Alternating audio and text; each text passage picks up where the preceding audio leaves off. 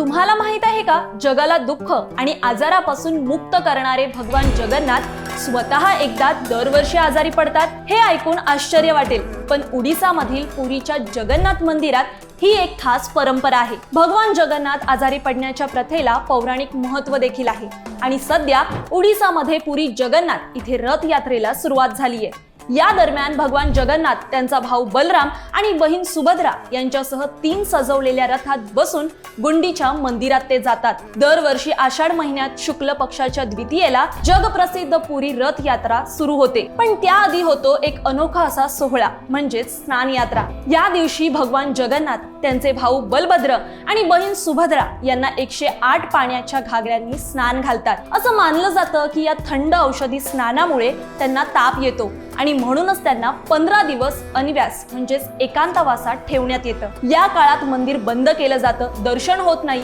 देवमूर्ती एक खास खोलीत अनसर घरात ठेवली जातात। त्यांच्यानंतर त्यांच्यावर औषधी वनस्पती काढ्याने उपचार केले जातात आणि फक्त मंदिरातील सेवकच त्यांची सेवा करतात। या काळात भक्तांना देवांचे दर्शन मिळत नाही, पण ते 15 दिवस म्हणजे भक्तीची खरी परीक्षा असते। यानंतर येतो एक खास दिवस, नवयौवन दर्शन, जेव्हा देव नव्या ऊर्जेने पुन्हा प्रकट होतात। मग सजवलेल्या 3 रथांमध्ये भगवान जगन्नाथ, बलभद्र आणि सुभद्रा यांना बसवून रथ यात्रेला सुरुवात होते। ही परंपरा फक्त एक धार्मिक रीत नाही, तर एक सुंदर अशी शिकवण आहे। देव ही आपल्यासारखेच असतात, त्यांनाही विश्रांती लागते, प्रेम लागतं आणि काळजी लागते। ही गोष्ट तुम्हाला माहिती होती का, हे आम्हाला कमेंटमध्ये नक्की सांगा आणि व्हिडिओ आवडला असेल तर लाईक करायला, शेअर करायला विसरू नका।